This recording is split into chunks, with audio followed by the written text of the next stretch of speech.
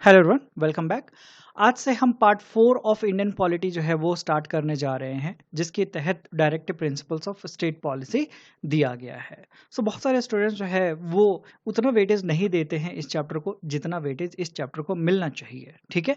Because अगर fundamental right political democracy को protect करता है तो डीपीएसपी इंडिया में सोशल और इकोनॉमिक डेमोक्रेसी स्टैब्लिश करने की कोशिश करता है। Fundamental right tells the state what it can not do, but DPSP tells the state what it must try to do. बहुत ही इंपॉर्टेंट चैप्टर है, इसीलिए बहुत ही फोकस के साथ हर एक पॉइंट को आप समझते हुए चैप्टर को कवर अप करते जाएं। These are the topics which we are going to cover in this video. So first of all, we will try to understand the location of DPSP in Indian Constitution. So DPSP part 4 of Indian constitution में दिया गया है, जो कि article number 36 से लेके article number 51 को cover up करता है। पार्ट 3 में हमने देखा कि फंडामेंटल राइट्स की बात की गई है, एंड फंडामेंटल राइट जो है वो आर्टिकल नंबर 12 से लेके आर्टिकल नंबर 35 तक में कवर अप किया गया है। एंड पार्ट 4 जो है वो किससे रिलेटेड है, तो वो डीपीएसपी से रिलेटेड है, जिसके अंदर article number 36 to article number 51 तक में कवर अप किया गया है। ये चीजें बहुत ही इंपॉर्टेंट है, आपको याद रखना है। अब हम पॉलिटी के रिस्पेक्ट में डीपीएसपी का क्या मतलब है उसे समझेंगे, एक एक वर्ड का हम मतलब समझेंगे, उसके बाद फिर हम ओवरऑल मतलब समझेंगे कि directive principles of state policy actually में है क्या। विद रिस्पेक्ट टू पॉलिटी अगर हम बात करें तो डायरेक्टिव्स का मतलब क्या हो जाता है, समथिंग दैट प्रोवाइड गाइडेंस और डायरेक्शंस। यानी जब गाइडलाइंस या इंस्ट्रक्शंस प्रोवाइड किए जाते हैं गवर्नमेंट को about what it should try to achieve while governing, उसे ही हम डायरेक्टिव कहते हैं, ठीक है। देन प्रिंसिपल्स का मतलब क्या हो जाता है, सिद्धांत। तो ये फंडामेंटल रूल्स है, ये आइडियल्स हैं जो कि गाइड करते हैं किसी भी एक्शन को या किसी भी डिसीजन को। यानी ये मूलभूत सिद्धांत है या आदर्श है जो शासन के लिए, कानून बनाने के लिए मार्गदर्शन देते हैं। जैसे कि जब गवर्नमेंट लेबर लॉ लाती है तो वो इंश्योर करती है इक्वल वेजेज, और ये क्या कर रही है, ये प्रिंसिपल फॉलो कर रही है जो कि आर्टिकल नंबर 39 क्लॉज डी में मेंशन किया गया है अंडर डीपीएसपी। तो ये एक सिद्धांत को फॉलो कर रही है, ठीक है। तो ये होता है प्रिंसिपल का मतलब। देन स्टेट का क्या मतलब है, तो स्टेट का वही मतलब है, स्टेट का वही डेफिनेशन है what we have seen under article number 12 part 3 of Indian constitution, ठीक है। फंडामेंटल राइट्स के तहत आर्टिकल नंबर 12 में जो स्टेट का डेफिनेशन है वही स्टेट का डेफिनेशन आपको डीपीएसपी में भी देखने को मिल जाता है, जिसे आर्टिकल नंबर 36 में डिफाइन किया गया है, ठीक है। देन पॉलिसी का मतलब क्या है, policy refers to a course of action adapted by the government to achieve certain objectives. तो जब भी कोई टारगेट सेट किया जाता है तो उस टारगेट को अचीव करने के लिए एक पर्टिकुलर प्रोसीजर जो है वो हमें फॉलो करना होगा। तो जब भी किसी एक पर्टिकुलर ऑब्जेक्टिव को फुलफिल करने के लिए कोर्स ऑफ एक्शन लिया जाता है उसे ही हम पॉलिसी कहते हैं। यानी सरकार द्वारा किसी लक्ष्य को प्राप्त करने के लिए अपनाई गई योजना को हम पॉलिसी कहते हैं, ठीक है। अब हम समझते हैं कि ओवरऑल डीपीएसपी यानी directive principles of state policy का मतलब क्या है। Directive principles of state policy are guidelines और principles given to the state for governing the country and for making laws and policies. इसका मतलब क्या हो गया कि डीपीएसपी ऐसे सिद्धांत है जो सरकार को बताते हैं कि देश का शासन किस दिशा में ले जाना चाहिए और जनता के कल्याण के लिए कैसी नीतियां बनानी चाहिए, ठीक है। So now we will be talking about the origin of DPSP. जो हमारे इंडियन कॉन्स्टिट्यूशन के फ्रेमर्स थे उन्होंने ओरिजिनली डीपीएसपी को ओरिजिनेट नहीं किया है, मतलब ये उनके ब्रेन का उपज नहीं था। एक्चुअली इस चीज को लिया गया है फ्रॉम आयरिश कॉन्स्टिट्यूशन जो कि बन के तैयार हुआ था 1937 में। बट क्या आयरिश कॉन्स्टिट्यूशन का ये ओरिजिनल आइडिया है डीपीएसपी का, तो जी नहीं, आयरिश कॉन्स्टिट्यूशन ने स्पेनिश कॉन्स्टिट्यूशन से इस आइडिया को बोरो किया है, ठीक है। तो आपको क्या याद रखना है कि स्पेनिश कॉन्स्टिट्यूशन से आयरिश कॉन्स्टिट्यूशन ने लिया है और आयरिश कॉन्स्टिट्यूशन इस आइडिया को बोरो किया है इंडियन कॉन्स्टिट्यूशन ने, ठीक है। तो ये तीनों देश के नाम जो हैं वो आपको याद रखने हैं, स्पेनिश कॉन्स्टिट्यूशन, उसके बाद फिर आयरिश कॉन्स्टिट्यूशन, उसके बाद फिर Indian constitution. And immediate source of DPSP की अगर हम बात करें तो गवर्नमेंट ऑफ इंडिया एक्ट 1935 जो था उसके तहत इंस्ट्रूमेंट्स ऑफ इंस्ट्रक्शंस जो हैं वो दिया गया था, जो कि इमीडिएट सोर्स ऑफ डीपीएसपी बनते हैं इंडियन कॉन्स्टिट्यूशन के लिए, ओके। तो ये ओरिजिन है डीपीएसपी का। अब हम बात करेंगे about history of directive principles of state policy. तो हम देखते हैं कि fundamental rights and directive principles of state policy जो हैं उनका कॉमन ओरिजिन है। So what is that common origin? That is Sapru report. Fundamental rights and DPSP दोनों सप्रू रिपोर्ट से निकल के आते हैं, जो कि 1945 में पेश किया गया था। So you have to remember this year and the name of the report, Sapru report. Sapru committee थी जो कि हेड की जा रही थी by sir Tej Bahadur Sapru, and इस कमेटी के अंदर टोटल 30 मेंबर थे जो कि अपने आप में डिस्टिंग्विश पर्सनैलिटीज थे इन पब्लिक अफेयर्स। एंड ये कमेटी किसी पॉलिटिकल पार्टी के मैंडेट के अंडर में काम नहीं कर रही थी। ठीक है, इस कमेटी ने फंडामेंटल राइट्स को दो पार्ट में डिवाइड किया, दो कैटेगरीज बनाई फंडामेंटल राइट्स की, और एक कैटेगरी को कहा कि वो जस्टिशिएबल रहेंगे एंड दूसरे कैटेगरी को कहा कि ये नॉन जस्टिशिएबल रहेंगे। जस्टिशिएबल रहेंगे इसका क्या मतलब है?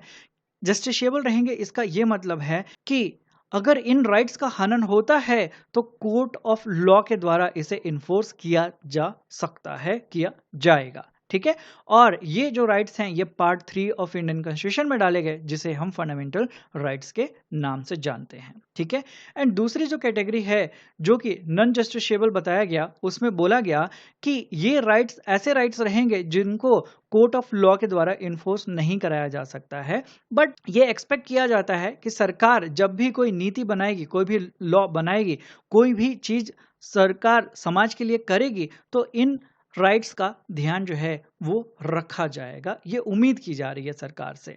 ठीक है, नॉन जस्टिशिएबल जो राइट्स बताए गए हैं, और उसको पार्ट 4 ऑफ इंडियन कॉन्स्टिट्यूशन में रखा गया है, जिसे directive principles of state policy के नाम से हम आज के टाइम पे जानते हैं। एंड कोई लीगल गारंटी नहीं है कि इसे इन्फोर्स किया ही जाएगा। फॉर एग्जाम्पल, कुछ स्टेट्स में लीकर जो है वो बैन कराया गया है, जैसे कि गुजरात हो गया, बिहार हो गया। तो दूसरे स्टेट के जो लोग हैं वो कोर्ट पहुंच नहीं सकते हैं और ये नहीं कह सकते हैं कि भाई हमारे स्टेट में लीकर जो है वो क्यों नहीं बैन है, हमारे स्टेट में भी इसे बैन करो। तो ऐसा नहीं हो सकता है। क्यों? क्योंकि ये लीकर बैन करने का जो फिलॉसफी है वो डीपीएसपी के तहत आता है। एंड डीपीएसपी जो है वो कंपल्शन नहीं है सरकार के ऊपर। सरकार चाहे तो उन चीज़ों को कर सकती है, सरकार न चाहे तो उन चीज़ों को नहीं कर सकती है। इन चीज़ों के लिए आप जजमेंट की डिमांड जो है वो नहीं कर सकते हैं। ठीक है, सो अब हम बात करेंगे about scopes of directive principles. तो डायरेक्टिव प्रिंसिपल्स जो है वो एक्सप्रेस करते हैं objective of the state under the constitution, यानी कॉन्स्टिट्यूशन के हिसाब से क्या लक्ष्य है सरकार का और किस तरीके से उस लक्ष्य को प्राप्त किया जाए। ये चीज़ें जो है वो सिद्धांत जो है वो हमें directive principles of state policy के तहत ही मिल जाता है। और इंडिया में हम देखते हैं कि सरकार का एम है to create a welfare state, not merely a police state. Not merely a police state का मतलब क्या हो गया कि सिर्फ हमें इंडिया को पुलिस स्टेट बना के नहीं रखना है, यानी ऐसा हमें देश नहीं बनाना है जहां पे स्ट्रिक्टली बस हम रूल्स एंड रेगुलेशन लोगों से फॉलो करवा रहे हैं एंड वेलफेयर की कोई बात ही नहीं हो रही है, राइट्स की कोई बात ही नहीं हो रही है। ठीक है, इंडिया में फोकस किया जाता है कि वेलफेयर स्टेट जो है उसका क्रिएशन हो सके।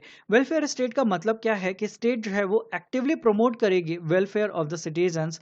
एंड वेलफेयर स्टेट का मतलब है that government actively work to improve the social and economic wellbeing of its citizens, जैसे कि हेल्थ, एजुकेशन, एम्प्लॉयमेंट से सोशल सिक्योरिटी, अनएम्प्लॉयमेंट की इशू जो है वो भी रिजल्व करने की कोशिश जो है स्टेट के द्वारा की जाएगी। तो जब ये सारी चीज़ें की जाती हैं स्टेट के द्वारा तो हम कहते हैं कि ये एक वेलफेयर स्टेट है। ठीक है, जो मोस्ट ऑफ द डायरेक्टिव्स हैं डीपीएसपी के अंदर वो एम करते हैं to establish economic democracy in India and social democracy in India.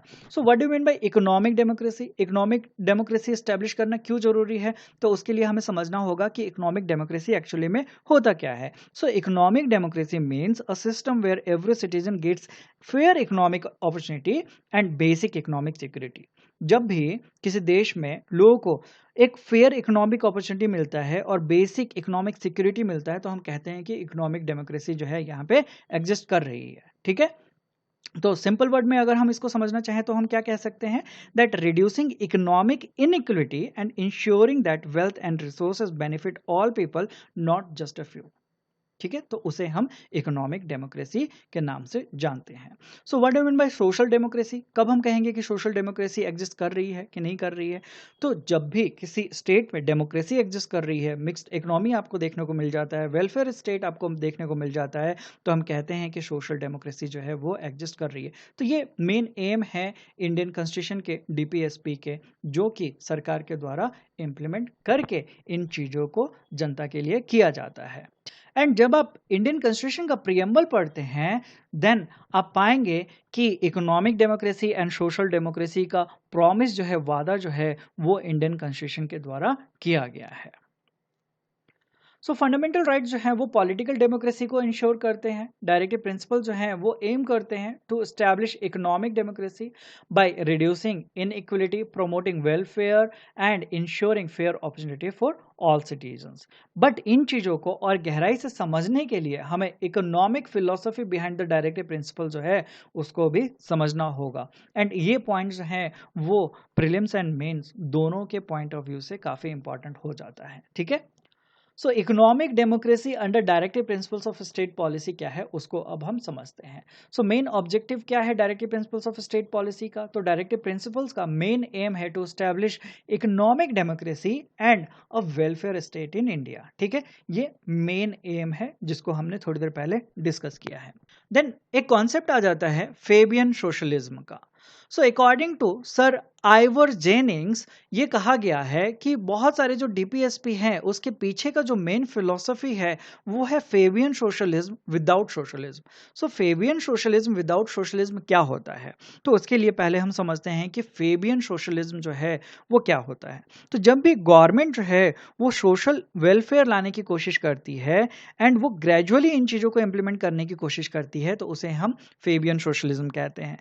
जब भी प्राइवेट इंडस्ट्रीज को गवर्नमेंट के द्वारा रेगुलेट किया जाएगा तो वो भी फेबियन सोशलिज्म के अंडर ही इंक्लूड होता है।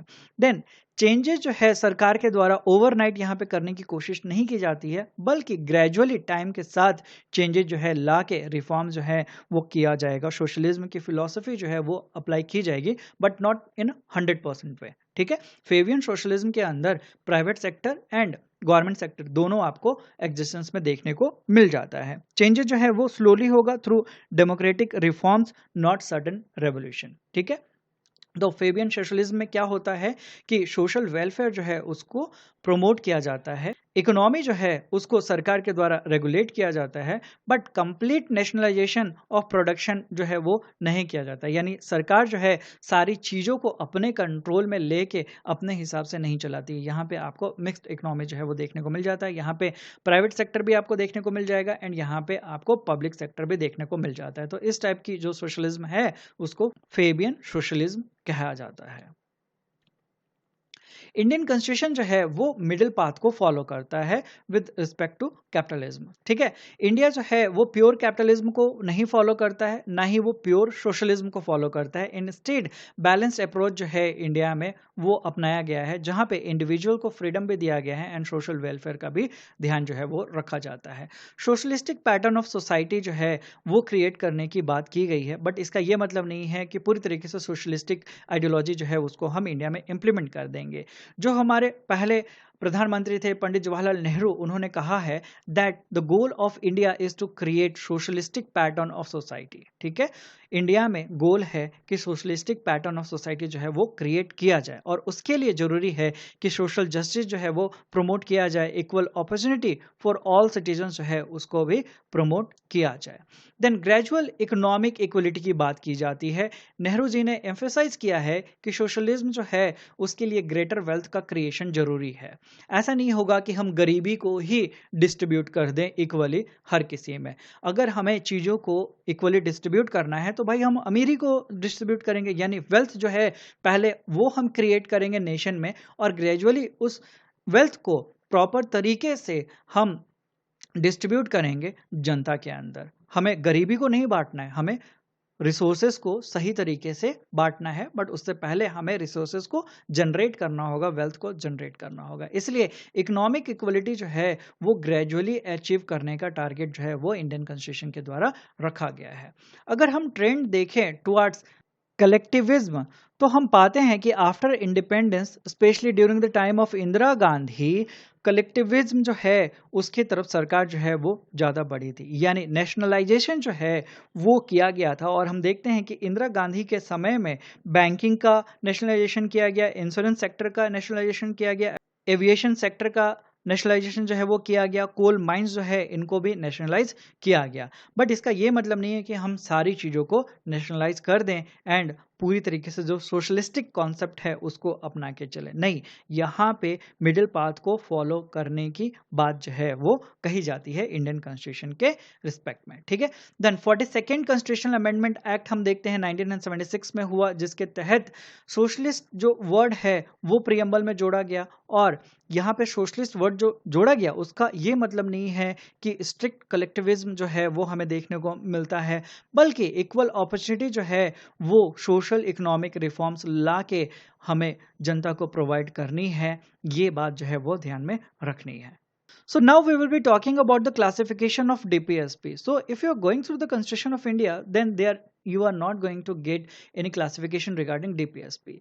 बल्कि ये जो क्लासिफिकेशन है ये स्कॉलर्स के द्वारा, कॉन्स्टिट्यूशनल एक्सपर्ट्स के द्वारा डिवाइड किया गया है, दिया गया है डायरेक्टिव प्रिंसिपल्स के अंडर में। ठीक है, और ब्रॉडली जो कॉन्स्टिट्यूशनल एक्सपर्ट्स हैं, स्कॉलर्स हैं, उन्होंने डीपीएसपी के जो प्रिंसिपल्स हैं उनको 3 कैटेगरी में डिवाइड किया है based on their content. Okay, तो पहला जो कैटेगरी है वो है सोशलिस्टिक प्रिंसिपल्स। तो ये कौन से प्रिंसिपल्स हैं? ये वो प्रिंसिपल्स हैं जो रिफ्लेक्ट करते हैं आइडियोलॉजी ऑफ सोशलिज्म, जैसे कि to secure a social order for the promotion of welfare of the people, to bring equal pay for equal work, equal justice, health and strength of workers, right to work, to education, then duty of the state to raise the level of the nutrition and the standard of the living and to improve public health। तो ये जो चीज़ें हैं, ये जो principles हैं, ये socialism के तहत आ जाते हैं। समाज के यहाँ पे उत्थान की बात होती है, ओवरऑल सोसाइटी जो है उसके इम्प्रूवमेंट की बात होती है, इसलिए ये चीज़ें जो हैं वो सोशलिस्टिक प्रिंसिपल्स के अंदर इंक्लूड हो जाते हैं। देन सेकेंड है गांधीयन प्रिंसिपल्स। तो ये वो विचारधारा है जो गांधी जी के विचारधारा से इन्फ्लुएंस है, जैसे कि organisation of village panchayat and to promote cottage industry, then promotion of education and economic interest of SCs, STs and other weaker section of the society, then to bring out the prohibition of intoxicating drinks and drugs that are injurious to health। and इसी के respect में हम देखते हैं कि बहुत जगह पे दारू जो है वो बंद करवाया जाता है, पब्लिक एरिया में स्मोकिंग जो है वो प्रोहिबिट करवाया जाता है। तो वो चीज़ें जो है इस फिलॉसफी को फॉलो करते हुए ही की जाती है, जो कि गांधीयन प्रिंसिपल के अंदर फॉलो होता है। Then organisation of agriculture and animal husbandry on the modern and scientific lines to prohibit the slaughter of cows, calves and other milch and draught animals. तो ये चीज़ें जहाँ भी आपको मिलेंगी और पूछा जाएगा कि ये कौन से प्रिंसिपल के तहत आती हैं, तो ये गांधीयन प्रिंसिपल्स के अंदर काउंट होती है। सो थर्ड आ जाता है लिबरल इंटेलेक्चुअल प्रिंसिपल्स। तो ये वो प्रिंसिपल्स हैं जो समय के हिसाब से चेंज होते हैं और जनता के द्वारा ये चीज़ें जो है वो एक्सेप्ट की जाती है।